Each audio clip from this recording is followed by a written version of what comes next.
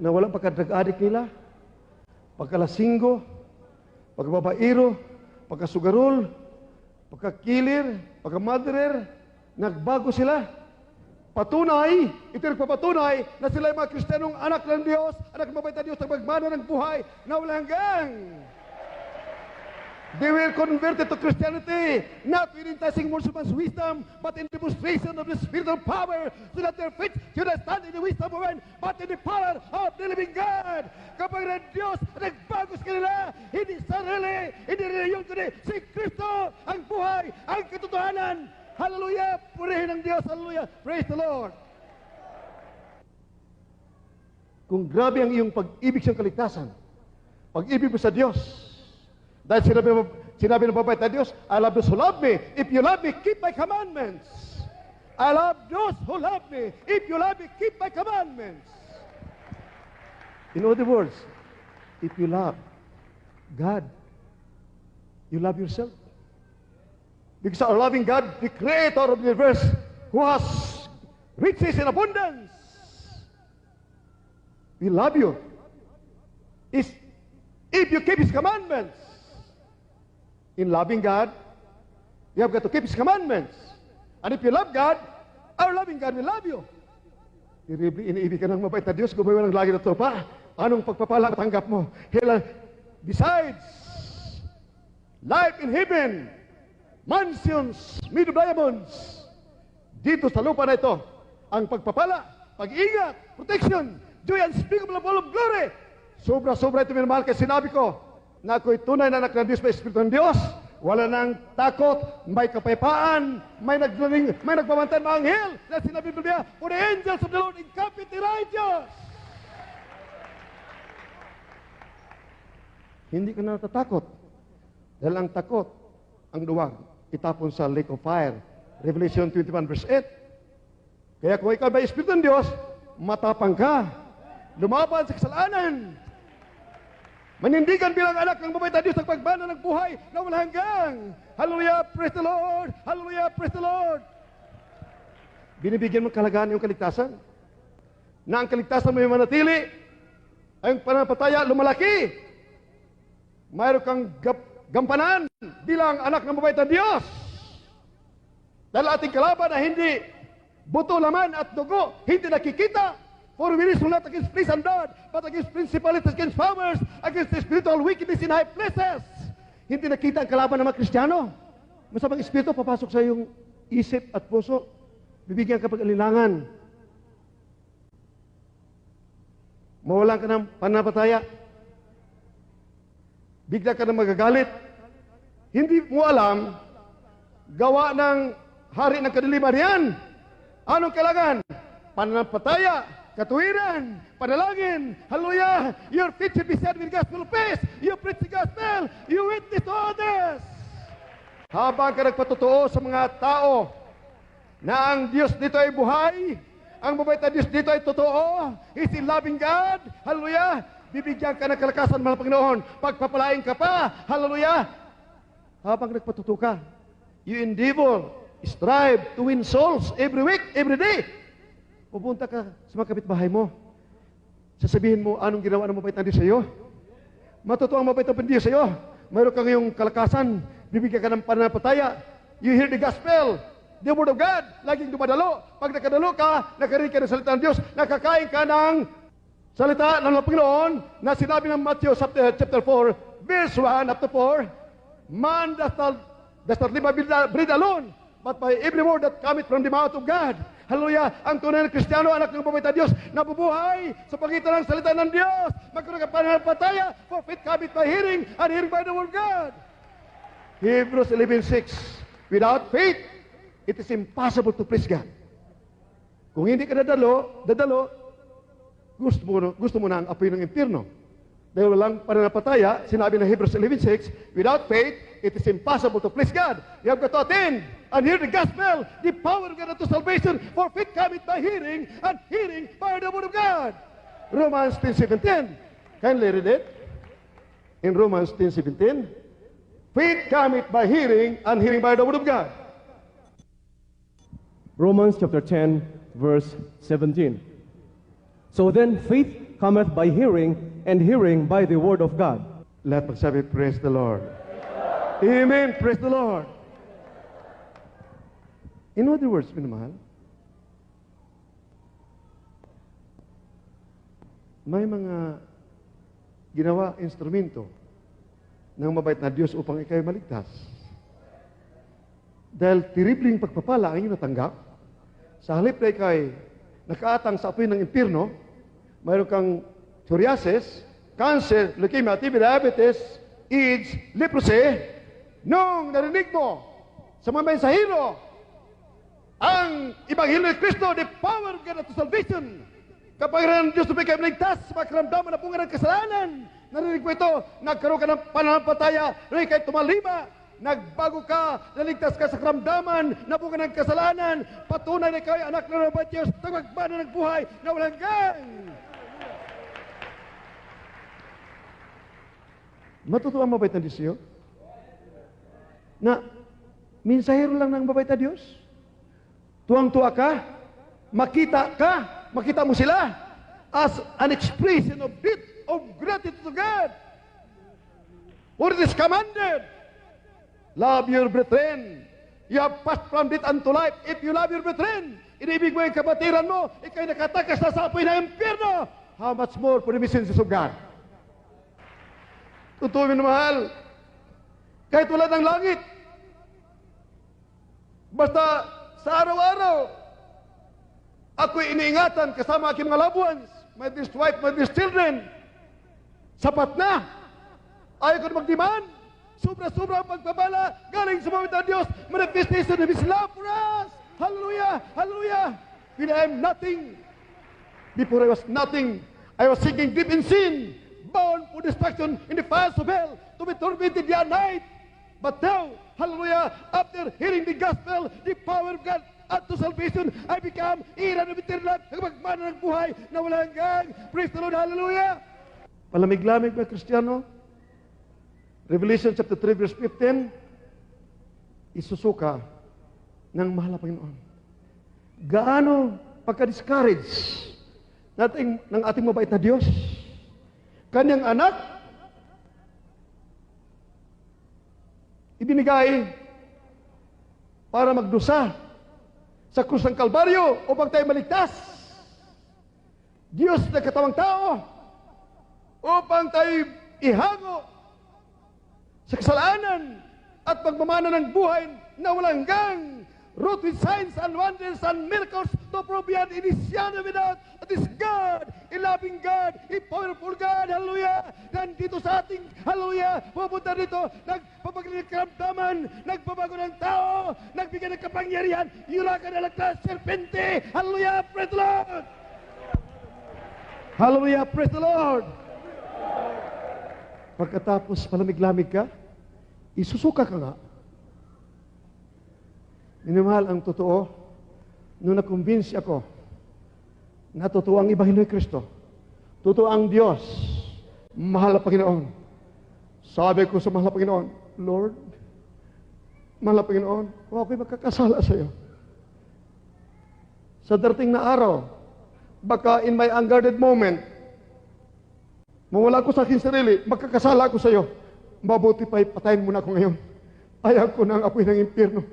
Nakita ko na ang prueba at ebidensya na totoo ang Ebanghelyo ni Kristo, totoo si Kristo, mabait na Diyos, lalo na katawang tao, hallelujah! He came to grant unto us abundant life, root with signs and wonders and miracles. Revelation chapter 3, verse 15, kindly read it. Apokalipsis Kabanatang 3, talatang 15 hanggang 16. Nalalaman ko ang iyong magawa na ikaw ay hindi malamig o mainit man. Ibig ko sanang ikaw ay malamig o mainit. Kaya sapagkat ikaw ay malahinga at hindi mainit o malamig man, ay isusuko kita sa aking bibig. Lahat magsabi, praise the Lord. Praise the Lord, hallelujah! Minamahal, ang Kristiyanong akit sa langit, grabe sumigaw, magpuri sa mahal na Panginoon, hallelujah, praise the Lord. Amen. Praise the Lord. Ang power nasa ating bibig, tiribing kapangyarihan. Pag malakas ka, sumigaw ng hallelujah, praise the Lord, ang mga demonyo magtakbuhan. May ahas diyan. Sabihin mo, hallelujah, praise the Lord. Sa pangalan ni Jesus, pumatay ka ahas. Hindi mamatay yun. Sa pangalan ni Jesus, apikil, madirer, manigas ka sa pangalan ni Jesus. Hindi yun. Pag sumigaw ka, sa pangalan ni Jesus, ahas, mamatay ka. Kaya ka mamatay. Hulda, apikil, madirer, manigas ka sa pangalan ni Jesus. Maninigas yun.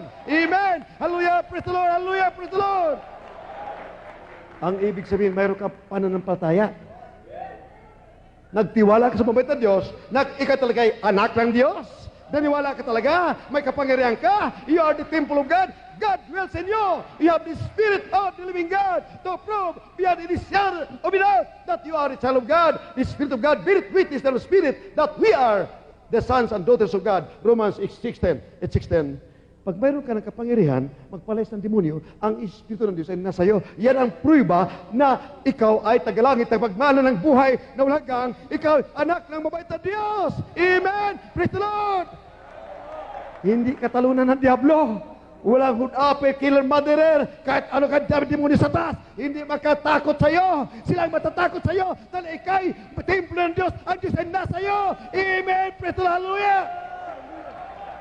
Can you read it? Romans chapter 8, verse 16. The Spirit itself beareth witness with our spirit that we are the children of God.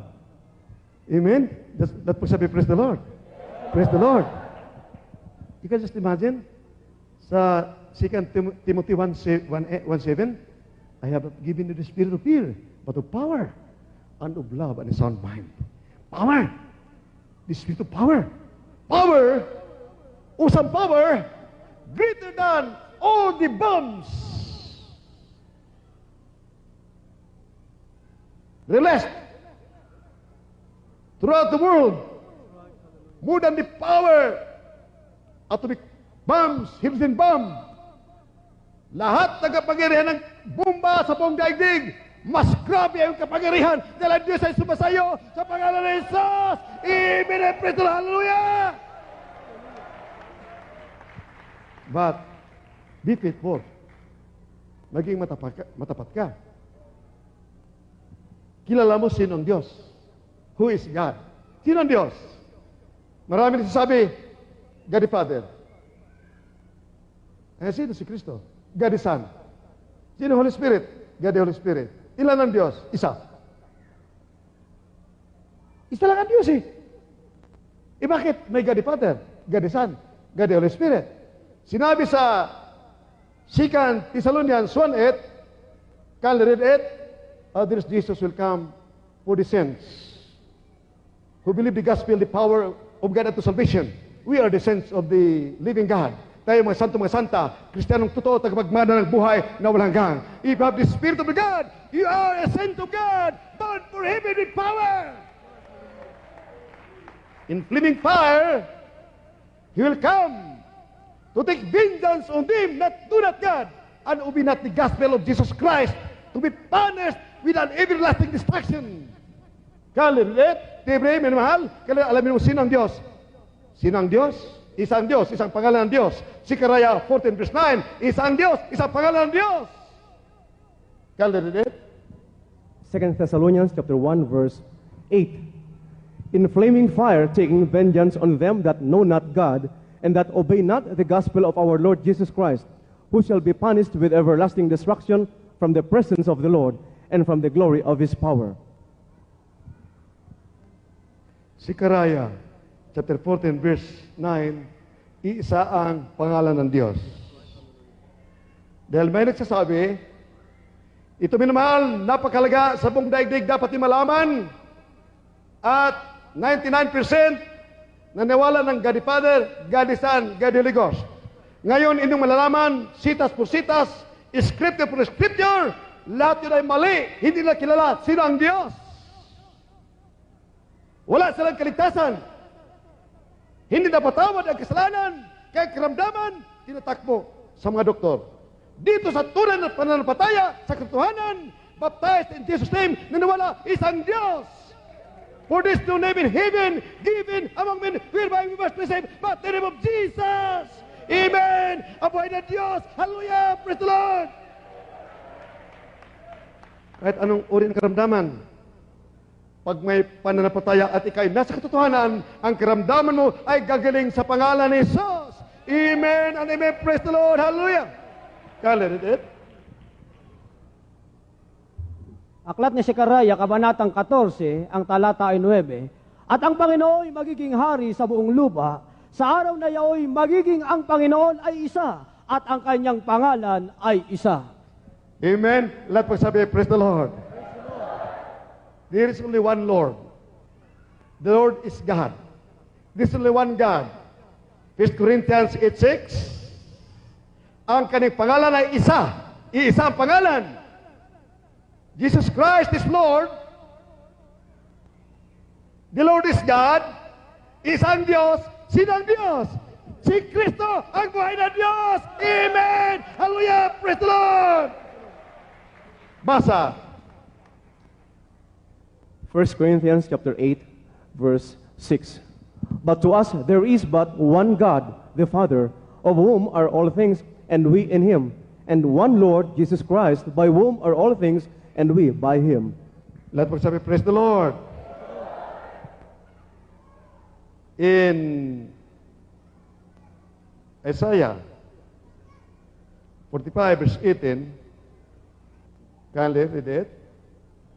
Aklat ni Isaiah, Kabanatang 45, talatang 18. Sapagkat ganito ang sabi ng Panginoon na lumikha ng langit, na siyang Diyos na nag-anyo sa lupa at gumawa neon, na kaniyang itinata, at hindi niya nilikha na sira, na kaniyang inanyuan upang tahanan, ako ang Panginoon, at wala ng iba. Lahat magsabi, praise the Lord. Praise the Lord. Namin mahal, isa lang ang Panginoon at ang Panginoon ay Diyos. Mark 12:29, utos mabait na Diyos, Hear, O Israel, this is the first greatest commandment of God. Hear, O Israel, God is one Lord. The Lord is God and He is one. It is commanded that everybody throughout the world must believe that the Lord is God and He is one. Can you read it? Mark chapter 12 from verse 29. And Jesus answered him, the first of all the commandments is, Hear, O Israel, the Lord our God is one Lord. Tagalog. Aklat ni San Marcos, Kabanatang 12, talatang 29. Sumagot si Jesus, ang Pangulo ay pakinggan mo, O Israel, ang Panginoon nating Diyos, ang Panginoon ay iisa. Lahat pagsabi, praise the Lord. Praise the Lord. The Lord is God. Isa lang ang Lord. Jesus Christ, this Jesus is Lord. Ang Lord ay Diyos. Sino ang Diyos? Amen. Praise the Lord. Hallelujah. Praise the Lord. Hallelujah.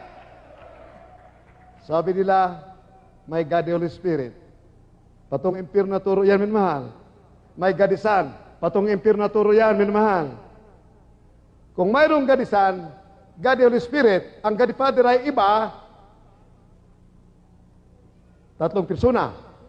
Ngunit, sino ang Ama ng ating mahal na Panginoon bilang tao? Ang Ama ay Holy Ghost. Matthew 1 verse 20, ang Ama ng ating mahal na Panginoon Jesus ay Holy Ghost. Bakit ano ang Diyos? He is a Holy God, a Holy Ghost. God the Father is a Holy Ghost. This is one Spirit. God is a Spirit. John 4:24, worship God in Spirit and in truth. Ang Diyos ay Espiritu, ang Holy Spirit, hindi iba sa God the Father. Hindi po ibang persona. Ang ibang persona, turo ng patong impyerno, nasa Job chapter 13, verse 7, 8, and 9, and 10, kung maniniwala ka, mga persona ng Diyos, wala kang kaligtasan. Can you read it? Job chapter 13, starting at verse 8. Will ye accept his person? Will ye contend for God? Is it good that he should search you out? Or as one man mocketh another, do ye so mock him? He will surely reprove you if you do secretly accept persons. Lahat pagsabi, praise the Lord. Minamahal, malaga yan, malaman natin, ilan ang persona ng Diyos? Ilan ang Diyos? Sa Matthew 1 verse 20, nagsasabi, ang Ama ng there is Jesus ay the Holy Ghost. Kelly, read it. Aklat ni San Mateo, Kabanatang 1, talatang 18 hanggang 20. Ang pagkapanganak nga kay Jesus, Heso Kristo ay ganito. Nang si Maria na kanina ay mag-asawa kay Jose bago sila magsama, ay nasumpungan siyang nagdadalang tao sa mamagitan ng Espiritu Santo. Talatang 20. Datapwat samantalang pinag-isip niya ito, narito ang isang anghel ng Panginoon ay napakita sa kanya sa panaginip nagsasabi, Jose, anak ni David, huwag kang magamba sa pagtanggap kay Maria na iyong asawa, sapagkat ang kaniyang dinadalang tao ay sa Espiritu Santo. Lahat magsabi, praise the Lord. Praise the Lord. Gaano pa pagkamali? Maling-mali, 100% mali ang turo ng God the Father, God the Son, God the Holy Ghost. Hindi para hiyain ang aking mga kapatid na naniniwala ng God the Father, God the Son, God the Holy Ghost, upang mamulat sa katotohanan at ilang bilyon naniniwala ng God the Father, God the Son, God the Holy Ghost, makatagpo ng katotohanan at sila magmamana ng buhay na walang hanggan. Amen? Let's magsabi, praise the Lord. Sa isang sitas, minamahal, malaman mo, mali ang turo na yan, ito ipapahamak ang tatlong persona ng Diyos, ang mahal na Panginoon. John chapter 2 verse 19, sinabi ng mabait na Panginoon, destroy this temple, in the third day I will raise it up. Temple is body, repairing this body, not the temple building na ginawa ng 45 years ng mga Hudyo, ang Temple of Solomon. Ang templo ng Diyos, siya mismo minahal, sinabi niya, destroy this. Patayin siya. Kanyang buhayin sa ikatatong araw. Can you read it?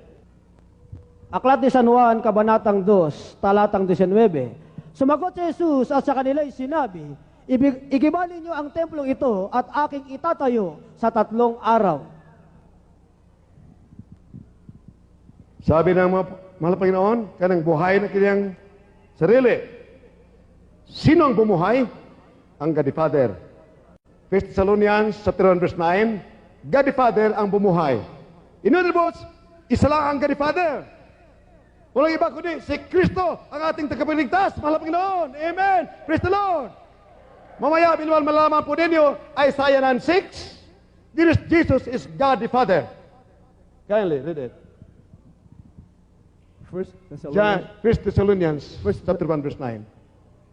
For they themselves slew of us what manner of entering in we had unto you, and how you turned to God from idols to serve the living and true God. Ang God the Father ang bumuhay sa anak. Sabi ng Panginoon, patayin ninyo ako at buhayin ko ako. Kaya dahil God the Father, hindi namamatay ang Diyos. Ang namatay doon ay ang anak ng Diyos, ang tao. Bilang tao, siya ay anak. Bilang Diyos, siya ang Ama. Amen? Let's pagsabi, praise the Lord. Minamahal, there's only one Father. Matthew 23 verse 9. Aklat ni San Mateo, Kabanatang 23, talatang 9. At huwag ninyong tawaging inyong ama ang sinumang tao sa lupa, sapagkat isa ang inyong ama sa makatuwid bagay siyang nasa langit. Amen? Maliwanag yun, mahal. Praise the Lord. Isa lang ating ama, ang ama sa langit. Amen? Tatawag ka, Father. Father. Aba, galit ang mga diyan. Isa lang ama natin sa langit. Amen? Isa lang ama. Amen? Sinabi sa Isaiah 9:6, Jesus Christ is Father. Walang kitapusang ama. Kaya siya, ang Diyos ay Ama. The only one true God, the Father in heaven. Amen? There is Jesus Christ, the living God. Buhay na Diyos. Si Kristo ang buhay na Diyos. Hallelujah. Praise the Lord. Hallelujah. Isaiah 9:6, kindly. The book of the prophet Isaiah chapter 9 verse 6. For unto us a child is born, and unto us a son is given, and the government shall be upon his shoulder, and his name shall be called Wonderful, Counselor, the Mighty God, the Everlasting Father, the Prince of Peace. So, minamahal, aking ginigili ng mga naniwala ng God the Father, God the Son, God the Holy Ghost, yun po ay turo na wala sa Biblia. Si Jesus bilang Diyos, tinawag na Ama. Isa lang ang Ama, ang God the Father. Bilang Diyos, ang ating mahal na Panginoon Jesus ay God the Father. Isa lang ang God the Father. There is Jesus Christ. Matthew 10 verse 30 and Ephesians 4:4, Isa lang ang Espiritu ng Diyos. For God is Spirit. The Holy Spirit is Spirit. Ilang Diyos sa Espiritu? Walang God, the Holy Spirit. Isa lang Espiritu, isa lang Diyos na Espiritu. Can you read it? 2 Corinthians chapter 3, verse 17. Now the Lord is that Spirit, and where the Spirit of the Lord is, there is liberty. Ephesians chapter 4, from verse 4. There is one body and one Spirit, even as ye are called in one hope of your calling, one Lord, one faith, one baptism, one God and Father of all, who is above all and through all and in you all. Let magsabi, praise the Lord. Minamahal ito'y mahalaga, hindi lamang sa salita. For the kingdom of God is not in word, but in power. 1 Corinthians chapter 1, chapter 4, verse 20, the kingdom of God is not in word, but in power. Kung inyong paniniwalaan ito, maging katulad tayo ng mga millions of Israelites na mamatay na nung linusob ng mga tatlong bansang mga sundalo. Millions of soldiers from different nations attack Israel. Ngunit, sinabi ng propeta, believe your God so that you shall be established. Believe in your prophets so shall you prosper. Totoo ba sinabi ng propeta? Pinagpapalat sila. Naging malakas sila. Naniwala sa Diyos. Sinabi ng Biblia, the battle is not yours but God's. Believe in your prophets so shall you prosper. Believe in your God so shall be strong. Amen. Praise the Lord. Hallelujah. Lahat aking kapatiran, dati-rati may mga reliyon. Ako man ay may reliyon din noong araw. Nakita ko sa aking ilang taon. Mula ko'y nabubuhay, I cannot think of any prayer answered by our loving God. Walang pabor, walang kabutihan, walang prueba, ebidensya, walang pagbabago sa aking reliyon. Amen and amen. Reliyon nang kagaling sa Espanya, gadala ni Bajilan. Hinagaw ang ating bansa, ginamit ang reliyon.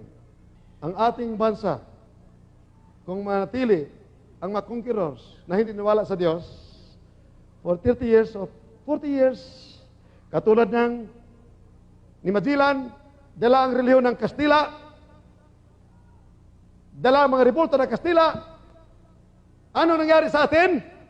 Na dati-rati, tayo nagpupuri sa Diyos, sumasamba dito sa langit, na ang Diyos natin ay isa, God the Father, isa ang ating Diyos. Hallelujah! Praise the Lord! Mula nung sila Magellan, nagapi ang ating bansa sa pamagitan ng sandata, dahas, at reliyon. Ang ating Diyos sa apat. Sinabi ng Biblia. Sinabi ng Biblia, there's only but one God, God the Father. Marami yung minamahal ating Diyos, apat na. God the Father, God the Son, God the Holy Spirit, God the Mother. Apat ang Diyos. Grabing pagdaya sa atin ng mga Kastila. Dahon tayo sa apoy ng impyerno. Kung maagaw tayo ng mga hindi niwala sa Diyos, ang ating Diyos ay magiging wala na. Wala ng Diyos. Hindi niwala sa Diyos, ituturo dahil papatayin ka. Kung hindi ka maniwala sa doktrina nila. Ngunit pag niniwala kayo sa mabait na Diyos, sa kanyang mga propeta, katulad natin mga kapatid, who were sinking in deep in sin, dying of cancer, leukemia, TB, diabetes, AIDS, leprosy, mamatay na sa karamdaman ng bunga ng kasalanan. Nung ako'y nangaral ng Ebanghelyo sa television, sa krusada, out of the process, naniwala sila, tinanggap si Kristo, buhay na Diyos! Mamatay na sa cancer, sa leukemia, TB, diabetes, sa leprosy, AIDS, lahat ang uri ng karamdaman. May mga problema, heart-taking problems beyond their power to solve. nung tinanggap si Kristo, nanampalataya sa sinabi ng mga men of God, nagbago sila, gumuli magkaramdaman nila. Hallelujah! Ngayon, Kristiyanong totoo, tagamagbana ng buhay na malanggang. Praise the Lord, hallelujah! Believe! Nung naniwala ang tatong bansa, pinagsabihan ni Haring Josaphat, believe in your prophets, so shall you prosper. Yumaman ang mga tao sa Israel dahil hindi sila nagpagod. Kinuha nila mga ginto, mga pilak, mga singsing, mga ginto, kayamanan sa mga sundalo na ngamatay dahil naniwala sa propeta ng Diyos. Amen! Praise the Lord, hallelujah! Kindly read it. 2 Chronicles chapter 20, verse 20 up to 26. 2 Chronicles chapter 20 from verse 20. And they rose early in the morning and went forth into the wilderness of Tekoa. And as they went forth, Jehoshaphat stood and said, Hear me, O Judah, and ye inhabitants of Jerusalem. Believe in the Lord your God, so shall ye be established. Believe his prophets, so shall ye prosper. And when he had consulted with the people, he appointed singers unto the Lord, and that should praise the beauty of holiness, as they went out before the army, and to say, Praise the Lord, for his mercy endureth forever. And when they began to sing and to praise, the Lord set ambushments against the children of Ammon, Moab, and Mount Seir, which were come against Judah, and they were smitten. For the children of Ammon and Moab stood up against the inhabitants of Mount Seir, utterly to slay and destroy them. And when they had made an end of the inhabitants of Seir, everyone helped to destroy another.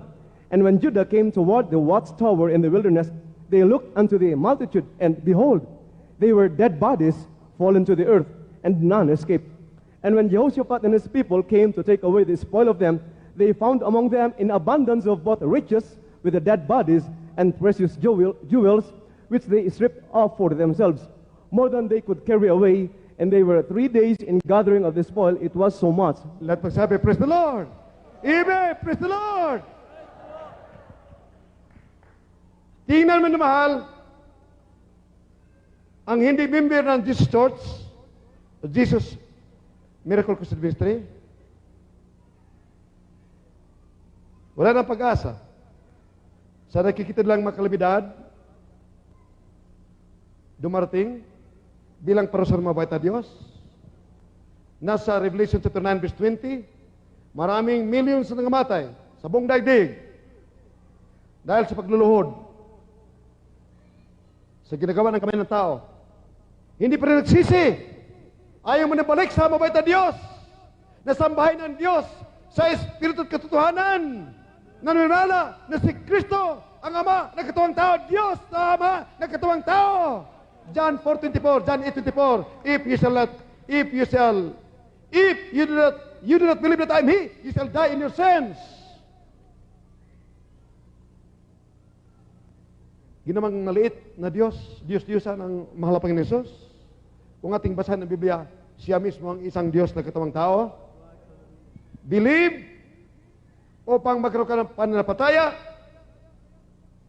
Maging member ka sa body of Christ, the Church of the Living God. Huwag tayong padaya sa mga turo ng nadaya ng kalaban ng mabait na Diyos, na natural lamang sa tao, mga preachers, talunin ng Diablo. Dahil si Beloved Peter ay napako, si Beloved Paul ay napugutan ng ulo. Iba yun, minamahal. Iba yung sinabi ng Matthew 16 verse 18, Peter, upon this rock, I'm going to build my church. The gates of hell shall not prevail against that. Sa batong ito, itatag ko ang aking iglesia, ang Hades, Impierno, Satanas. Hindi magtagumpay laban dito. Amen! Walang magtagumpay sa Jesus Church, the Church of the Living God, na sinabi mo ng Panginoon, upon this rock I will build my church. The gates of hell shall not prevail against it, against the Jesus Miracle Crusade Ministry. Walang demoni magtagumpay laban dito sa pangalan ni Jesus. Amen and amen. Praise the Lord. Hallelujah. Upon this rock I will build my church. Sila Peter, Beloved Peter, nandoon na, the first church of the living God, the first church.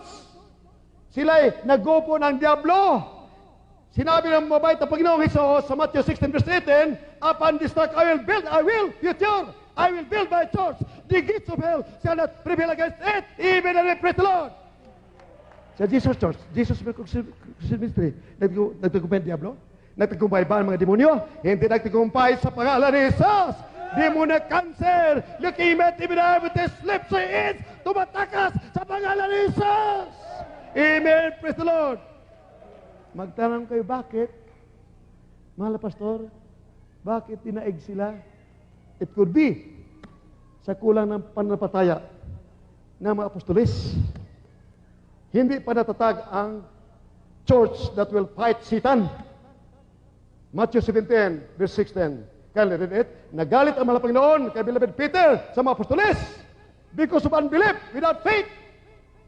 They did not fast and pray. Walang prayer. Imagine, pupunta sa krusada sila, manalagi sa mga masakit, mga Ebanghelyo, kakanta 3 bisis lang. Samantalang kanta ay powerful kanta. Nung di mo po si King Saul, nagpuri si David. The whole night, the whole day, nagpupuri si David. 13 years old pa lang, siya nagpupuri lagi. Nung nagpuri sa palasyo, pinakastout ng demons, nagsitakas ang mga demonyo kay King Saul. Amen! Praise the Lord! Hallelujah! Praise the Lord!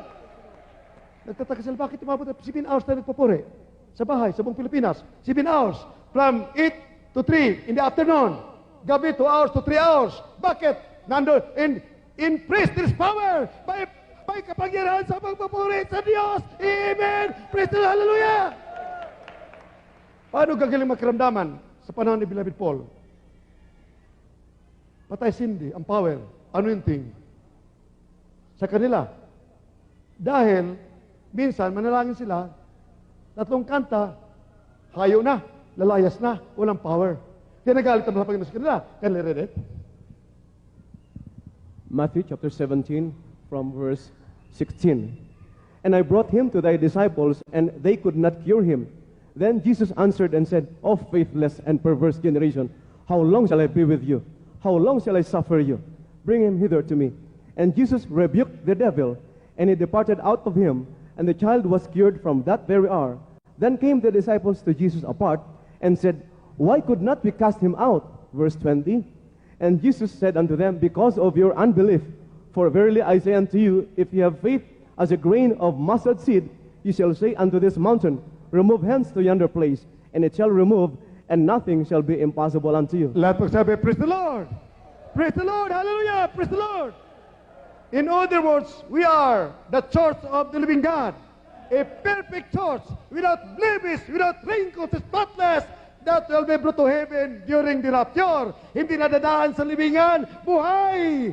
Daada, akit sa langit, magmamana ng buhay na walang hanggan. Amen! Praise the Lord! Minamahal, yumaman ang mga Israelites by birth, by nationality. Tayo ay Israelites by the Spirit of the living God. Amen. Praise the Lord. We are the church of the living God. Hallelujah. Spiritual Israelites, a perfect church without blemish, without wrinkles, spotless, that will be brought to heaven. Amen. Praise the Lord. Hallelujah. My dear fellow countrymen, accept dear Jesus as your Savior before all these calamities will happen. Let dear Jesus will enter your hearts. You have many things to gain and nothing to lose. Your cancer, leukemia, diabetes, other incurable sickness and disease like leprosy, cancer, AIDS, will be healed by your faith in God. Just say, here is Jesus, I believe in you. Come into my heart, I need you as my Savior. You peoples of the world, if you do not like atomic war, nuclear war, to occur, to destroy everyone throughout the world, you will die without Christ. You'll be thrown right away in the fires of hell, to be tormented day and night, with worms, night, and fire is never quenched. Come to Jesus. Dear Lord, dear Jesus, I need you, my dear Jesus, as my Savior. Forgive my sins, O Lord. I believe in Thee. Lord Jesus, I believe in Thee. Forgive my sins, O Lord. Forgive my sins. Save me, O Lord. Make me your child. A child of God. My heart indeed and truth and ear of eternal life. Save me, oh Simeon and all my loved ones, Father, this I pray. And then, my dear Jesus, hallelujah, come into my heart, my dear Jesus. I need you as my Savior. You, my dear brethren, these peoples of the world, say, oh, dear Jesus, come into my heart. I need you as my Savior. Forgive my sins. If you believe, kneel before your television. Kneel before God with your television and say, touch your TV screen and say, dear Jesus, I need you. I believe in the Lord Jesus. Forgive my sins. Even right there, with your televisions in your homes, you'll be healed of your leprosy, cancer, leukemia, TB, diabetes, AIDS. Hallelujah. Right now, in the name of Jesus. Hallelujah. Follow this prayer. May these people throughout the world, my these brethren, my these fellow countrymen, follow this prayer. Dear Jesus, I need you as my Savior. Come into my heart. I need you, Lord. Forgive my sins. I believe in thee. Make me a child of God. My heart in thee and truth and every eternal life. Father, this I pray. In Jesus' name. Amen and amen. Hallelujah. Praise the Lord. Hallelujah. Praise the Lord.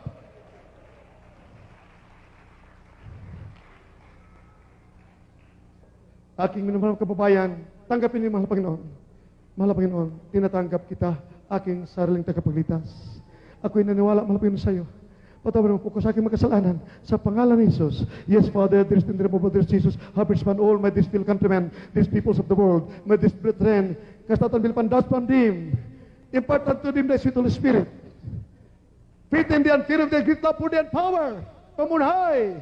Let them believe, let them serve me, I pray. In Jesus' name, amen and amen. Hallelujah, praise the Lord. Hallelujah, forgive me sins to God, I pray. In Jesus' name, amen and amen. Hallelujah, praise the Lord. Heal them, Lord, as of the problems. Father, this I pray in Jesus' name. Amen and amen. Minamahal, isipin po ninyo na kami nagpatong namin mga kamay sa mga karamdaman. Kayo on your TV, in your homes, with your TV televisions, by these peoples of the world, touch your TV screens and cast out demons of cancer, leukemia, TB, diabetes, demons of communism, unbelief and doubts, terrorism, demons of terrorism cast out, demons of leprosy, leukemia, TB, diabetes, demons of AIDS, leprosy cast out.